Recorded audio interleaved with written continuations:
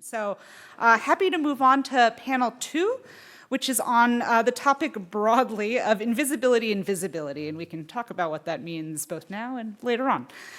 So our chair for this session is Michelle DeMeo, who is the Vice President of Collections and Programs at the Arnold Thackeray and the Arnold Thackeray Director of the Othmer Library at the Science History Institute, just down the road. So thanks for taking the walk down the block. In this role, she has strategic oversight over the Institute's library, museum, and fellowship programs. An early modernist by training, she is also the author of Lady Raleigh, The Comparable Life of Robert Boyle's Sister, published by University of Chicago in 2021, and co-editor of the essay collection Reading and Writing Recipe Books 1550 to 1800 with Sarah Pinnell. So I'll turn it over to Michelle to do some introductions of our panelists, each of whom will speak for about 8-ish minutes. So I am keeping time, as you saw in the last session. And we'll have a brief comment and then time for conversation. So thank you. Okay, hello. So we have, you see that there's only 2 panelists next to me right now. That's because Meredith Ray couldn't be with us today due to an unexpected illness. But I will be introducing all 3 panelists, and Meredith has recorded comments. And so we will start with hers, and you'll hear her, and then we'll turn to the other panelists who are here today. So Meredith K. Ray is the Elias Ahua Professor of Italian at the University of Delaware and held the 2018 Charles Speroni Chair in Medieval and Renaissance Literature and Culture at the University of California, Los Angeles. She is the author of numerous books and articles exploring the role of women and gender in the literary and scientific networks of early modern Italy, including Daughters of Alchemy, Women and Scientific Culture in Early Modern Italy, and Margarita Saroki's Letters to Galileo, Astronomy, Astrology, and Poetics in 17th Century Italy. Her most recent book, 25 Women Who Shaped the Italian Renaissance, will be published by Routledge in fall of 2023. She'll be followed by Michelle Flug, who is a doctoral candidate in the Department of History at the University of Oregon. Her dissertation investigates the relationship between gender, empire, and entomology in the British Atlantic world through the story of Eleanor Glanville, an early English entomologist. Flug is currently working on 2 related projects, an exhibition on a historical collection of insects and a digital social network map of those who contributed to the collection. Flug's research has been supported by the Bibliographical Society of America, the American Society for 18th Century Studies, and the Linda Hall Library. She recently received a 2023-24 Mellon ACLS Dissertation Innovation Fellowship to support her research in public projects. And finally, we'll have Deborah Garwood. Deborah A. Garwood is currently the Paul Otlet Fellow at the Beckman Center for the History of Chemistry, back by me at the Science History Institute, where she is researching human-centeredness in the documentary practices of oral histories held at the Institute. She's the recipient of the 2022 Eugene Garfield Dissertation Award, sponsored by the Association of Library and Information Science Education. Dr. Garwood completed her doctoral dissertation in information science at Drexel University's College of Computing and Informatics in 2021 under the advisement of Dr. Alex Poole. Her research interests centered on human information behavior, information practice, information work, archives, metadata, data science, and data curation. And I think a lot of the themes that we got cut off talking about in the last panel are absolutely going to come up when we get to her paper later, so I'm excited for that. With that, I'm going to turn it over. I guess, Adriana, will they turn on Meredith's comments? We'll start with that.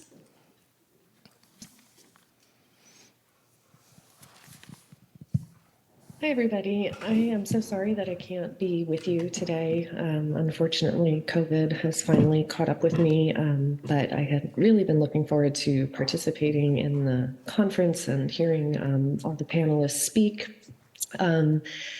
But I'm happy to be able to just share a few brief comments with you via Zoom, and I would love to hear from you if you have any questions or comments for me. I've put my email address on the first slide, so don't hesitate to reach out. So the title of our panel today is Visibility and Invisibility, and that's a central question that I explore in my work on women in scientific culture in the early modern period. I focus primarily on Italy in the 16th and 17th centuries. And early modern women were very much involved in the really wide umbrella of scientific inquiry into the workings of the natural world that was known in the Renaissance as natural philosophy, before developing into what today we would tend to consider as distinct disciplines. So everything from alchemy, which in the Renaissance was a serious experimental endeavor, kind of pre-chemistry, if you will, botany, meteorology, philosophy, mathematics, astronomy. Early modern women were active practitioners, interlocutors, and disseminators of scientific knowledge in this wide range of areas.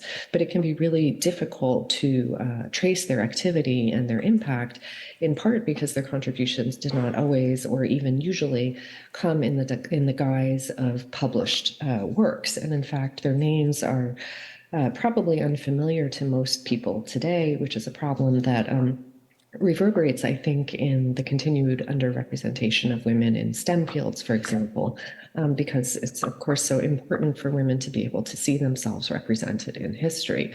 So there is this long and rich history of women in science.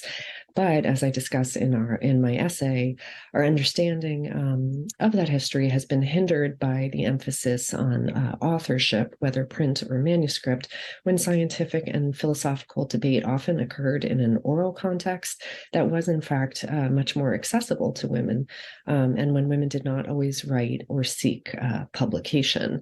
So printed texts and scientific treatises, of course, offer a clear textual record of developments in scientific thinking and discoveries, but that is also a history that privileges men over women, because women were far more limited in their access, not just to print, but to education more generally, and especially to Latin education, and Latin was the language of science in Italy until the 16th century, when you start to see the vernacularization of scientific texts, in part to make them more accessible to women. But the discourse of science took many forms, unfolding not just in scientific treatises and printed texts, but in salons and academies and private conversations and in epistolary exchanges. And women were not just talking about science, they were doing science. So they were experimenting with alchemical procedures, with herbal and alchemical medicines, for example. But unless they were writing about it or someone was documenting it, it's hard to access a definitive record of it. So I argue that one way to try to piece together a more coherent picture of women's natural philosophical activities and opinions is to take into account the orality of early modern scientific culture, examining the ways that a broad range of sources like letters, philosophical works, and dialogues that purport to reconstruct real conversations about science in which women regularly participated, to look at the ways in which those kinds of sources can give us a picture of what those conversations looked like. And there really are quite a lot of these. There's a large range of these sorts of other sources that provide some insight into this oral culture. So my essay considers three women who were closely engaged in varying contexts with 16th and early 17th century scientific circles, but left few formal traces of that participation. And their cases reveal some of the common factors that were crucial to women's engagement with scientific inquiry, notably proximity to learned academies or circles that fostered the discussion of literary and scientific ideas and welcomed or accepted women into their midst, or to a courtly or civic environment that encouraged the intellectual participation and cultural presence of women more broadly, whether in literature, music, or art, and the other areas that were often intertwined with scientific culture. And their examples highlight the private and semi-public context in which these kinds of conversations were taking place. So I'll just mention a few, I'll just mention them quickly here. So Laudomia Fortegueri was active in Siena She was a poet. She's known primarily as a poet who wrote verse for Margaret of Austria, but she was also well known in her day for her deep knowledge of natural philosophy, and she took an active part in the scientific and philosophical debates that were common in Sienese intellectual circles. So she's featured, for example, in a 16th century philosophical dialogue that records or purports to record a conversation between Ladomia and two female friends, and was composed to counter the arguments of, quote, those who think women are not capable of conversing profoundly. And the humanist Alessandro Piccolomini dedicated his 1540 astronomical compendium on the fixed stars to her because, quote, she had not been able to feast her spirit on matters of cosmology to which she felt more inclined than to any other subject. The second woman that I look at is Tarquinia Malta of Modena, who is most associated today for her role as a virtuosa singer and performer of madrigals at the court of Ferrara. She was part of the Concerto delle Donne, the first all-female women's ensemble. But she studied natural philosophy and mathematics, and because she was able to also learn Latin and Greek, she had access to a far wider array of scientific and philosophical texts than Forteguerri did. And though she left only a small corpus of her own writing, primarily poetry, she too is featured as a key interlocutor in a dialogue on natural philosophy by the Neoplatonist Francesco Patrizzi. And they corresponded by letter about various theories of the cosmos in discussions that he later expanded on in his treatise, The Nova Philosophia of 1591. And then finally, I look at Margarita Saroki, who was active in Rome. And Saroki was an epic poet and an early defender of Galileo. And she hosted her own salon, which was described as, quote, the meeting place of the best minds in Rome. And it was frequented by writers, clerics, and members of the nascent Lincean Academy, the Accademia dei Lincei, which was the most influential scientific academy in Italy. And one early 17th century source describes a verbal debate between Saroki and Galileo at one of these gatherings over, quote, the movements of the heavens and other celestial things, giving us a sense of the kinds of discussions she fostered and participated in at these salon gatherings. And in the early part of the 17th century, when Galileo was seeking corroboration of his observations of the satellites of Jupiter that he published in the Starry Messenger, and this was complicated by the difficulty of reproducing them. Galileo maintained it was due to people using telescopes with faulty lenses or not positioning them properly. So it was complicated by that, but also by the outright refusal of many people to even look through a telescope to try to corroborate his discoveries. So he, like Galileo, really needed he wanted help in vouching for them. He wanted people to show that his findings were accurate. And Saroki was one of the people he turned to. So she stepped in to look through the telescope herself, which was a pretty radical act for anyone, and especially for a woman at that point. And she defended him by talking about her first-person corroboration of his findings and defended him in letter as well. So all three of these women studied natural philosophy, were linked to the most prominent scientific circles of their day, and they took part in epistolary conversations about the cosmos and were often featured as central protagonists in natural philosophical works written by others. And their examples highlight both the rich, multi-layered nature of early modern scientific culture, which intertwined with literature, philosophy, and the arts, and the active participation and interaction of men and women in these intellectual circles. So it was by no means a scientific culture where women were not a part of it. They did find ways to interact and engage really actively. And this brings me just to my very last brief comment, which is that in early modern Italy, when natural philosophy comprised so many different subjects and disciplines, and when women were active cultural producers as well as knowledge brokers, the lines between science and what we think of today as the humanities were not fixed. So music theory and poetics were a fundamental part of natural philosophy, and the natural philosopher was expected to have a command of these and innumerable other areas. So just as we attend to the non-textual aspects of scientific debate, we should also remain open to how these scientific debates were playing out in music and poetry, in letters and dialogue, all common vehicles for conveying scientific thought.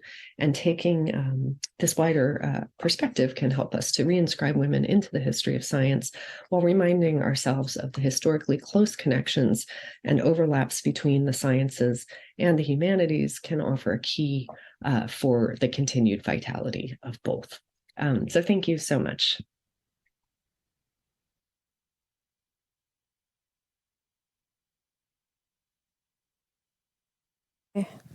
Hello. All right. And with that, Michelle, do you want to go?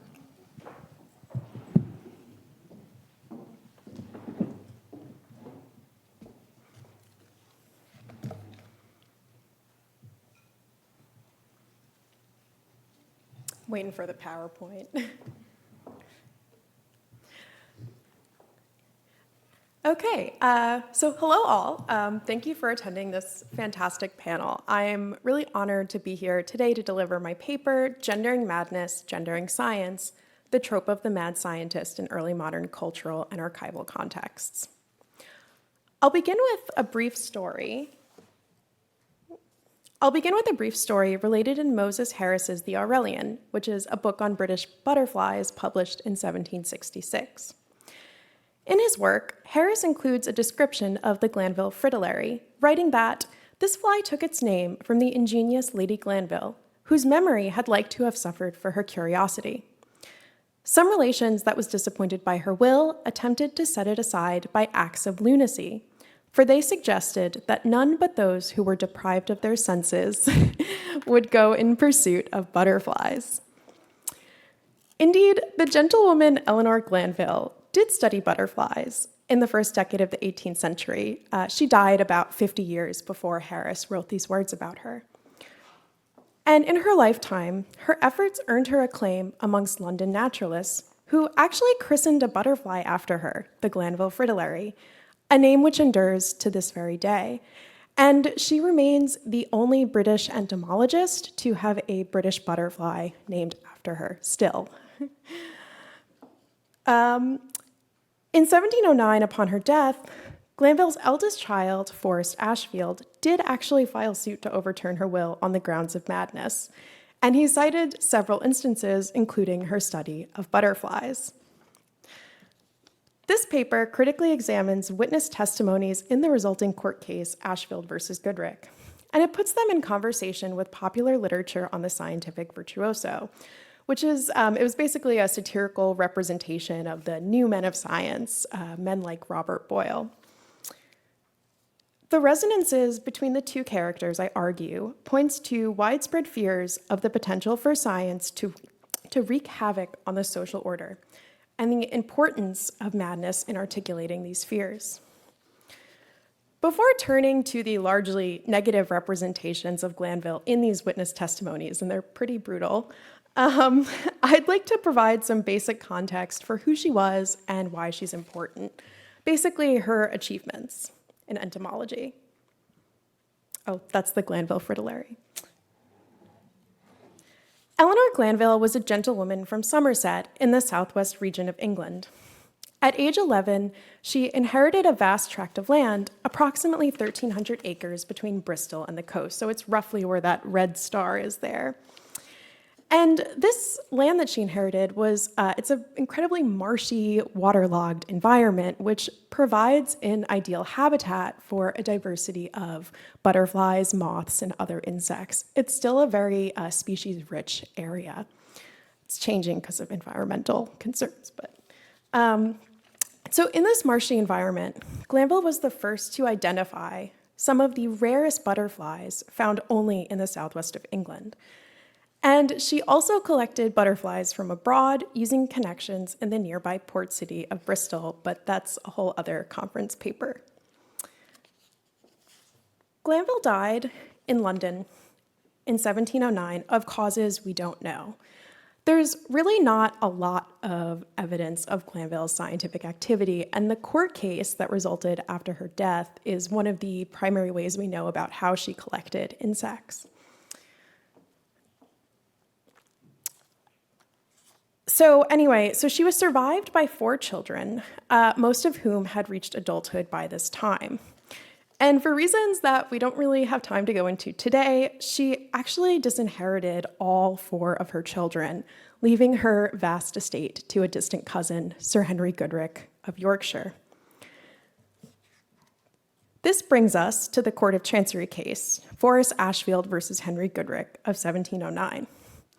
And for this case, over 50 of Glanville's neighbors, tenants, and servants from the southwest of England gave depositions to support Forrest's claim that his mother was a madwoman.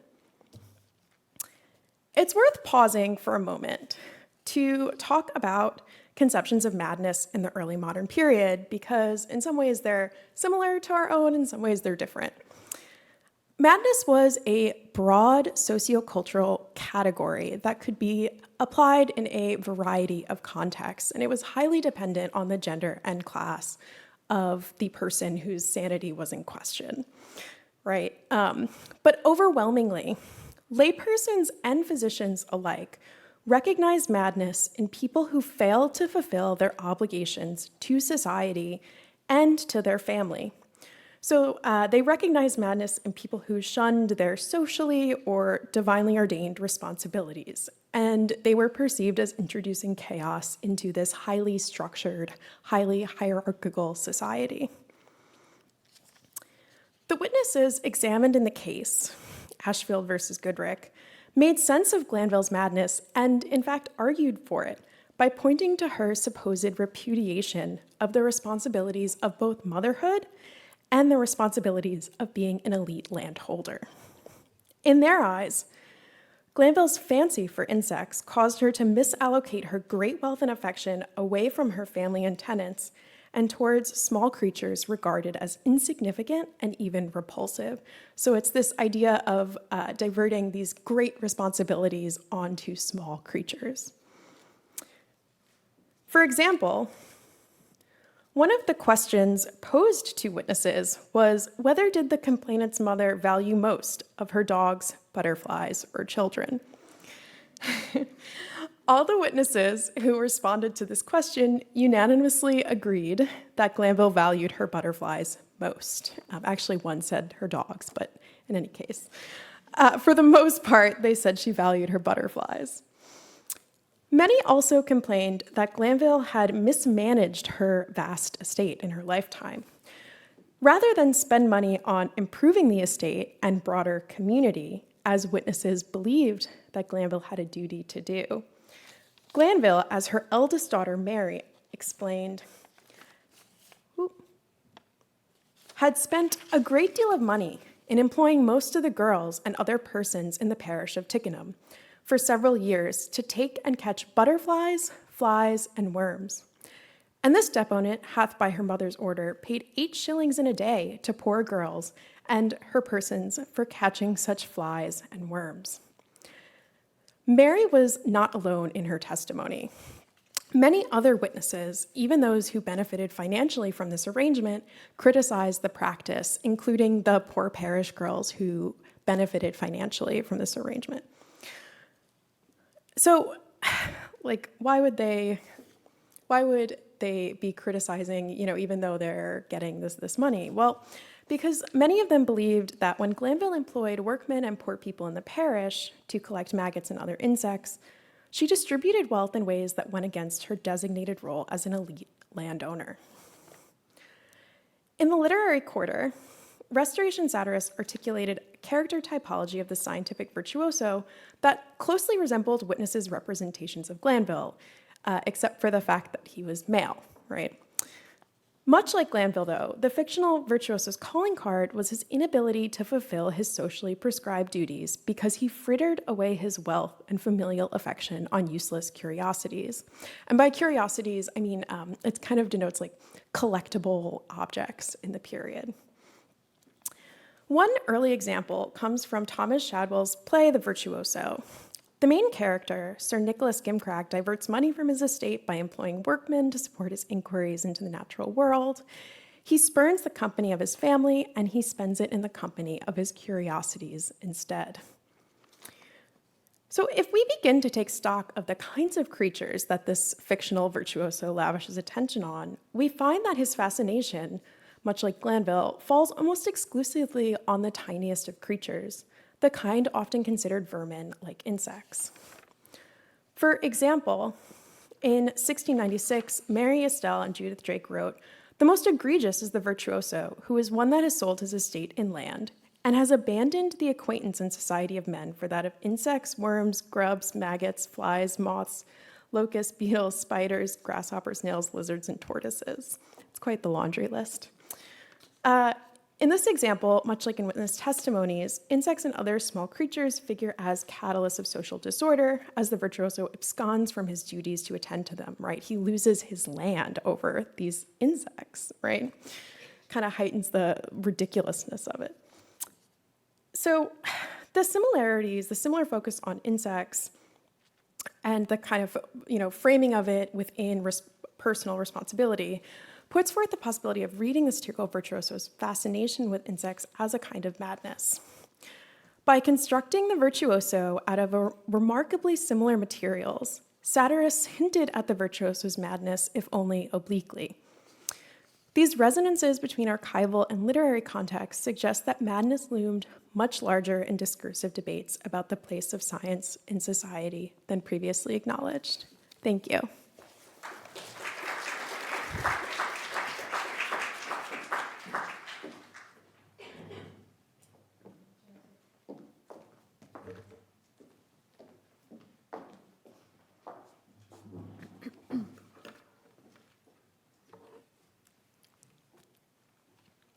Thank you very much to the American Philosophical Society, to the Science History Institute, and to the Beckman Center for the History of Chemistry.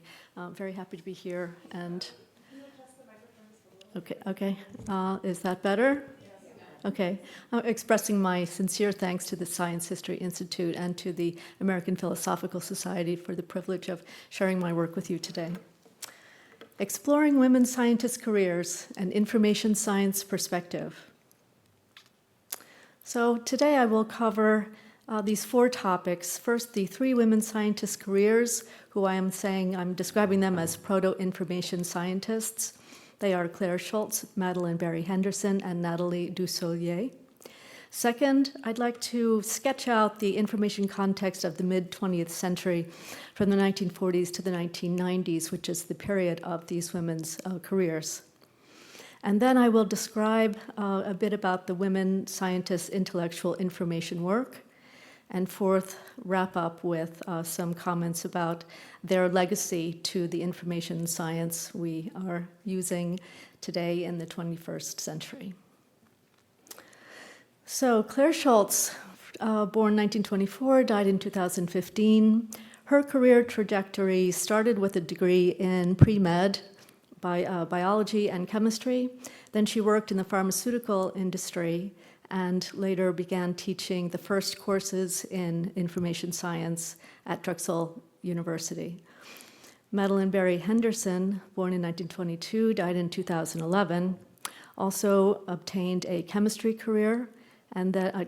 degree, before starting her career at MIT with some people who were involved in government. There was some close ties between government and the people she worked with at MIT. She was an assistant researcher, but other people were edging into the information science realm. And then the bulk of her career was in the US government and the Federal Bureau of Standards. Third, Natalie Duselier, born in 1927, died in 2010, based in France. She earned a degree in chemistry and a PhD in pharmacology in 1960. She completed her PhD in 1960. Then she worked at the, this is in French, Bulletin Signalétique, a journal, an international journal about chemical abstracts, but all kinds of scientific subjects. And then she worked at the United Nations for a time and finally moved back to begin. She actually started, she was asked to please begin this scientific institute in France in the city of Nancy.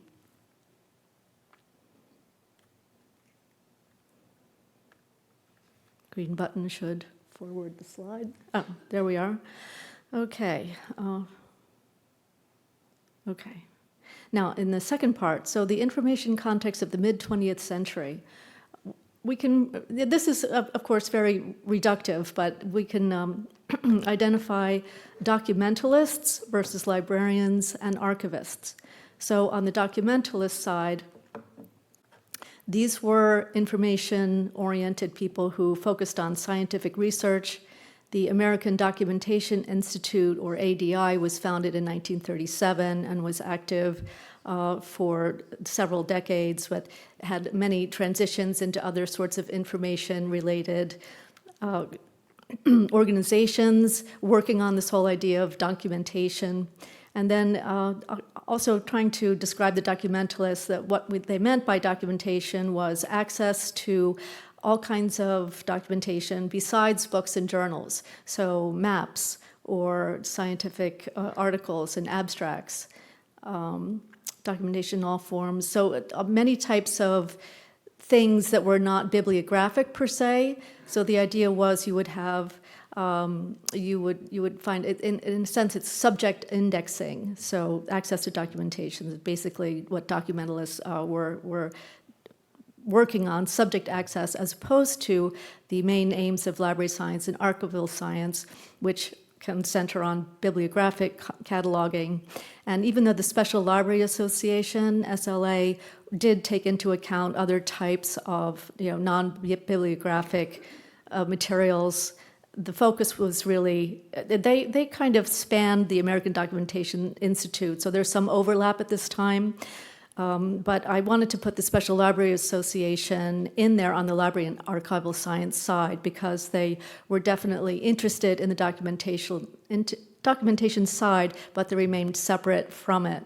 So these two areas, it's a little hard to split them, but there's definitely a focus on scientific research for the documentalists.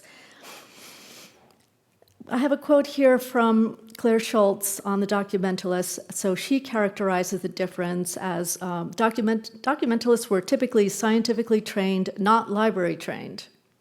She says they were interested primarily in how to stay up to date with the literature, which was burgeoning. So this also is the context of the post-World War I and in between the World Wars and certainly after World War II, a tremendous amount of scientific literature was being written and produced, and what people really wanted, scientists really wanted access to was the abstracts in order to see what was going on in the field.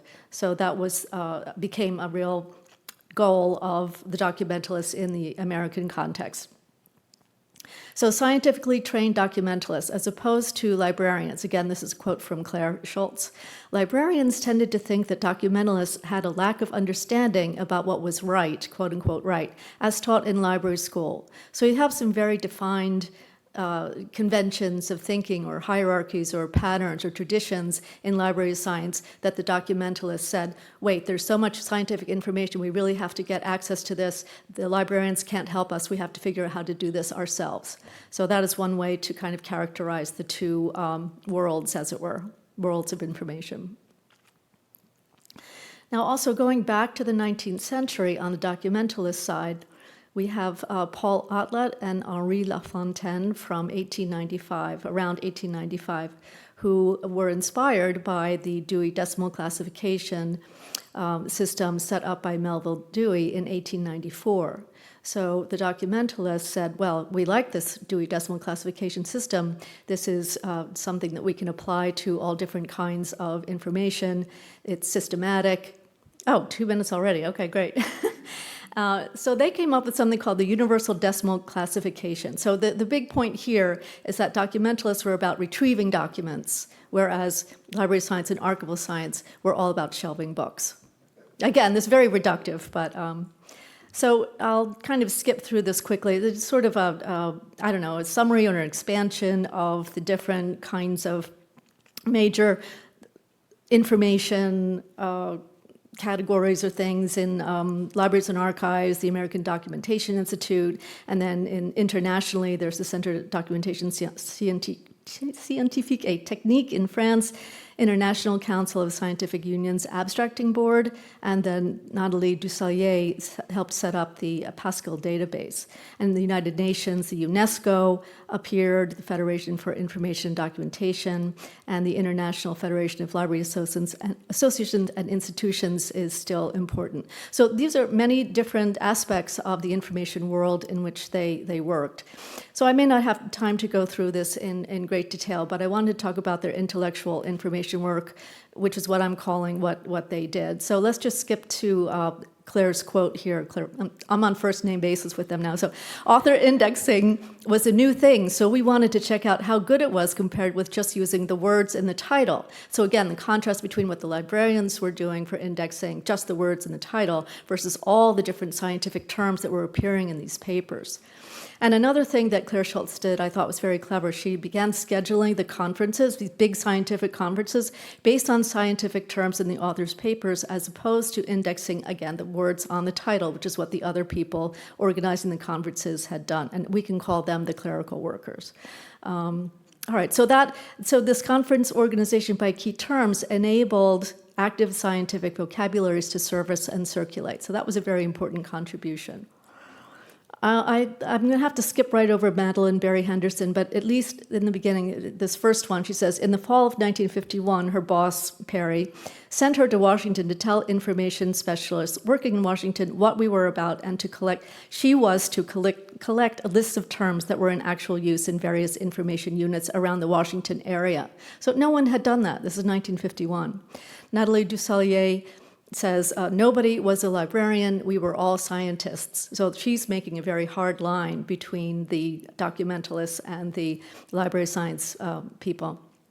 She says, we wanted to recognize that to process science, one needed to be more than a librarian, right?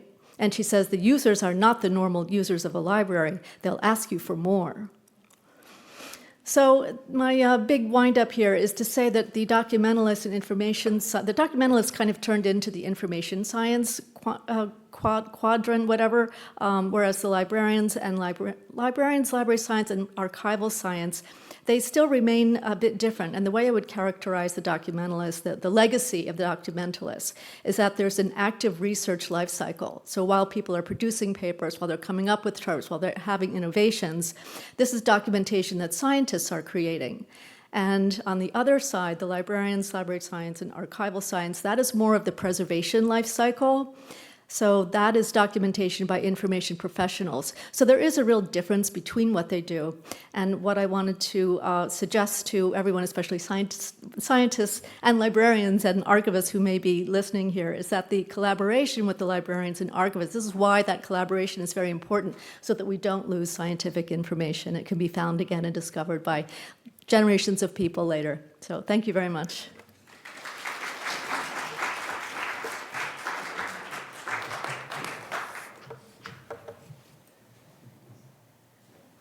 I'm going to give my brief comments up here. Okay, so when I first got these papers, I wasn't sure how to connect them initially, because we moved from 16th century Italy to 18th century England to 20th century America and France. However, regardless of the different times and places, I did find that there were some strong similarities between these. These women throughout these three examples were discoverable to us today because someone in the past documented an oral tradition. Meredith Ray called for historians to broaden their lens when looking to the past for evidence of women's contributions to science. When limiting ourselves to traditional scientific writings, we miss rich oral dialogues in debates in the 16th and 17th centuries. But it struck me that this call to action was also applicable to the other two cultural contexts that we heard about. Deborah Garwood revealed the value of oral histories in learning more about 20th century women's roles in the emerging field of automating information discovery. Her 3 biographies showed women who had established mixed-gender professional networks and made contributions to an internationally significant new system of knowledge. If it weren't for the oral history interviews with each woman, these contributions would not have been fully understood today, because the traditional paper archives and published papers in the field still skewed male across the 20th century. In Flug's example, oral culture is equally important. Here, we rely not on the voice of Eleanor Glanville herself, but rather on those who spoke about her and her purported madness in a court trial.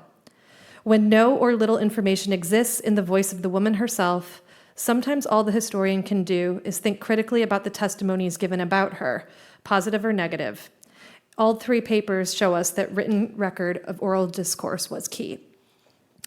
A second theme that arose across time and space in these papers is that when women obeyed gender norms and wider social conventions for their class, they could often escape criticism of their scientific accomplishments.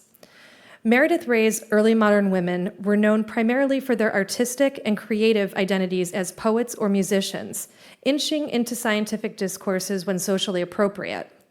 None of Ray's subjects appear to have attracted any critique for their philosophical contributions or conversations with men. Instead, male contemporaries praised their valuable contributions and worked to produce translations and summaries that could help other women learn about science. Interestingly, Saroki's interactions with Galileo were strained not because she overstepped gender boundaries, but rather because he was in trouble with the church. In Deborah Garwood's paper, 3 highly educated women scientists moved into information science and librarianship, not because this was more traditionally feminine field, as one might have guessed, but rather because this was a dynamic new discipline where scientific subject experts were being actively recruited. This comes out a little bit more in the paper itself if you read it, but Garwood's subjects were all trained as scientists, and then they applied their data standards to librarianship, just as it was professionalizing into information science. 2 of these women encountered personal setbacks that limited their career opportunities. For Schultz, it was a pregnancy, and in DeSauer's case, it was an accident, which left her bedridden for over a year, and she couldn't stand and work in the lab, which she talks about in her oral history. Each woman accepted their fate and quickly pivoted to a new career trajectory. On the contrary, Michelle Flug's paper explicitly shows what can happen to a woman interested in science who does overstep gender and social norms. Unlike any of the other women discussed in this panel, Glanville flouted societal expectations and refused to do what was expected of an elite landowner and mother. Instead of hiring her local residents to bake bread or brew beer, which would be more typical, she employed them to collect maggots and insects. So this, of course, opened her to criticism as one who was not sound of judgment. And these categories of what is madness and how do we use these terms to define social norms and acceptable scientific behaviors is something we can explore more in our conversation later. And this brings me to the title of the panel, Invisibility and Visibility. When looking for evidence of women's contributions to science, we're often faced with the challenging dichotomy. Those who were respected often flew under the radar of what we rendered, often flew under the radar and then therefore rendered themselves invisible to us today. Maybe they contributed to debates and discourses that were later published by men. Or maybe they were employed in the labs of an able-bodied man who could keep his job despite becoming a father. Alternatively, those who are visible to us today were often not seen for their intellectual contributions, but rather because they were labeled as difficult or eccentric or mad. So one question I have for each of the panelists is, do you believe that the women in your study exercised agency in their choice to be invisible or visible in their own scientific communities and social structures? This is something I've struggled with in my own research, where I do see there being some agency in invisibility. And as we make more invisible women scientists become more visible, I wonder what we can do to deconstruct our own 21st century biases towards privileging published scientific texts over oral or epistolary conversations. In my role as a library director, just a block down at the Science History Institute, I oversee an archival and oral history programs, which Deborah, of course, used for her work today. And I have to tell you, I've been asked more than once, can we trust oral histories as reliable sources? To this day, people assume that if it's found in the archive, it's more reliable somehow than an oral history interview. Even if it's someone writing a handwritten letter, they trust it more. So I guess I'm asking you today, we do have this assumption still that more peer review or objective analysis goes into this vetting and formal scientific publication process. But what can we do as researchers today who still seem to assign more value to print sources? Will we ever fully come to appreciate the contributions to the history of women in science, even if we're rendering the invisible more visible, if we keep these biases? Do we need different tools to help us trust oral testimonies, or to engage more critically with publications? What else can we do today to unlearn the bias towards printed texts that we were all taught, consciously or unconsciously, in our social science curriculums? Thank you.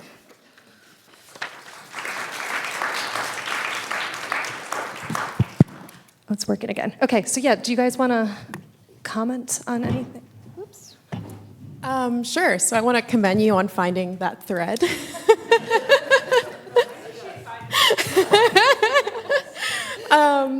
Yeah, because you're right that the court cases do, in some measure, capture a measure of this oral culture. And I've really been thinking, is this on? Yes. Okay.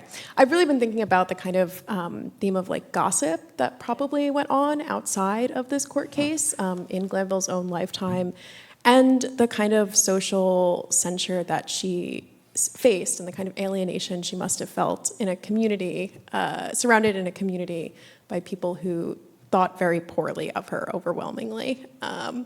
So yeah, you're absolutely right to think about it in terms of oral culture. I'm really intrigued by your question about did women exercise agency within invisibility? Because I've been thinking a lot about how you're right, like often women who kind of co-opted these gendered expectations of family and motherhood or clerical work, right, kind of stayed within these boundaries, were able to participate in science and able to construct scientific careers and not attract much attention. So I don't know, I feel like with Glanville, I think it was her refusal to be invisible in her own lifetime, right? So she's kind of defying, you're right, what people expected of her. And weirdly, she, in terms of her memory, she does seem to be well remembered amongst British entomologists in particular, some who call her the First Lady of British Butterflies.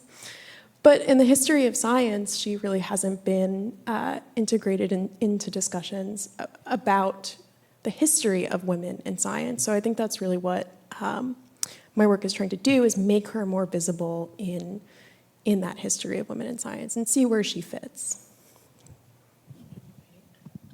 Well, yeah, I'm impressed by the thread of orality that you found in the papers as well. That's a really good one. That's very perceptive.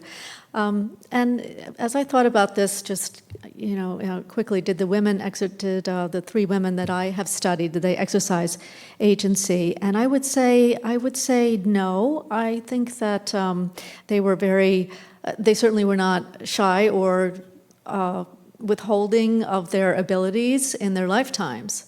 But to read the whole oral history, you don't get the sense that they felt that they were very important or what they did. I mean, they're certainly a normal ego for what they did and proud of their accomplishments and everything. But they often they share credit with other scientists. They share credit with the men in their network, as you pointed out. They had a terrific gender network, combined network. But I think that I give a lot of credit to the oral historians who were both men in this case, to Rayward Boyd. I'm sorry, I always use his last name, so I always think of it as Robert Williams and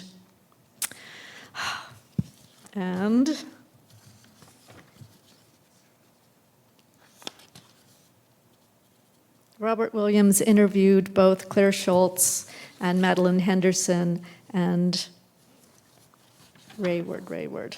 I'll get it. Here we are. WB. W.B. Rayward interviewed Natalie Duselier, and they're both real experts in information science. Robert Williams, I believe, may still be in the United States in Northwest South Carolina, and Rayward was at the University of Illinois for a long time. Anyway, so the amount of research that oral historians do before they interview a subject is impressive. It's really, so when you read an oral history, you know that they are, in a sense, searching for their own work in oral history so that they understand the beginning of information science, and on the other hand, they know the biography very well and draw that person out. So what I thought was really fascinating about the oral history genre is that it's considered a co-created work. The transcript is co-created by the interviewee and the interviewer, and that is an unusual concept in library and information science. So that was one of my interests in the research, the fellowship that I had. And then I also wanted to address, this idea Michelle mentioned about whether we need different tools and how do we unlearn the bias towards text. I think that might be sort of happening. I think there's more interest in orality. Certainly a court case, there are plenty of those, and that is where we look at whether something is, whether justice is served or not, or an opinion at a particular point in time by the jury. We know those things change. So orality is definitely an interesting something else in the mix as we think about what information is. Our notions of information are certainly changing at this point in time. So I would say that different tools are out there if we give them credibility and analyze them and perhaps put them in the context that is proper to their understanding. And I think one other idea about whether the women exercised agency, so within their time, reducing their own importance in a sense, I think was probably a strategy of the time period. We're thinking 1940s and 50s. And the idea that they could do anything else, I think, would have threatened their own sense of personhood. That would have taken them outside of the consensus at the time. So that would have been very challenging. We know people do that, but that would have threatened their own sense of reality unless they had a strong network around them. And that kind of speaks to this idea of the social construction of knowledge that's very important in my research. So I think that might be an element. So something to think about. Thank you. Mic's on. We have time for maybe one or two questions if anyone would like to ask one. Okay. Michelle, is this on? How did you find Eleanor, and what happened to her court case? Okay, so believe it or not, I actually found Eleanor from a historical fiction novel about her life that I read when I was 13.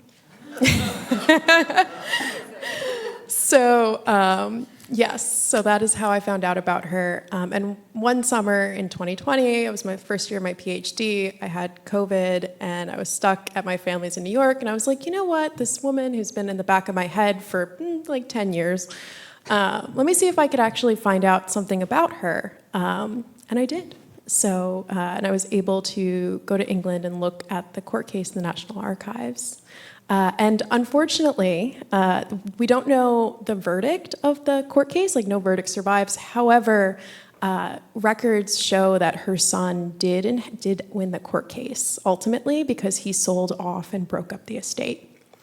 So yeah, we know from other records that he won.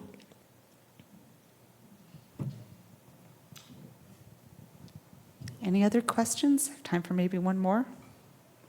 Okay. Oh, Bob, did you have a question? Okay, we'll try to, okay. Find it out. I was actually going to ask the same question that was just asked, but also to Deborah, because of the invisibility, I'm curious why you selected these three women. And then I guess maybe, Michelle, to build off the question asked for you, what do we do if someone is really absolutely invisible, if you hadn't found more information?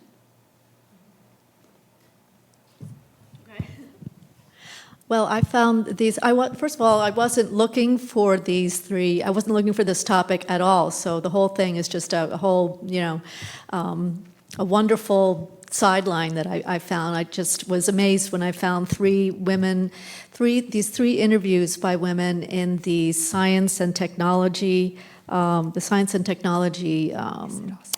of the collections in the Beckman Center, So there's 19 altogether in that particular oral history project, and 3 of them were women.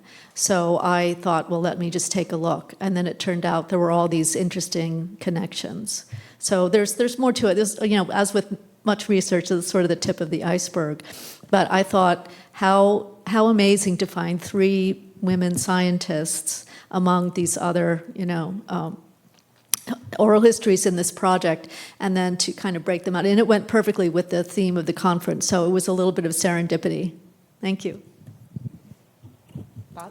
Okay, one more question. I'm going to start with a comment. As some of you may know, we're about to begin a search for a new librarian in the APS Library and Museum. And so in the process of organizing that search, we've had to think about who is an appropriate person to be a librarian. And what I've learned is that with one exception, in the last 100 years or so, all of the librarians at the APS have been scholars and not initially trained librarians. So I figure we're on the right side of history. But then I have what may be a silly question, and that's the use of the term virtuoso to describe these clots, if I may use that term. I think of virtuoso as a term of approbation. What happened? So the virtuoso originally came about in the second half of the 17th century, and originally it was positive. It was supposed to be a man of science, fellow of the Royal Society. Robert Boyle, who Michelle knows quite a bit about, is kind of seen as the embodiment of the virtuoso, as this disinterested, gentlemanly observer of the natural world. Eventually, it didn't take long for satirists to seize on that and make fun of him for that. So it became, by the time that I'm looking at the court case in 1710, it kind of became not a slur, but a kind of epithet, I guess, for these wacky scientists, basically, who care nothing for mankind, allegedly. So. Great. Well, that seems like a great place for us to end this session. Thank you all so much. This was a terrific panel, and we'll give our panelists a round of applause and then move to the reception. So I think we're...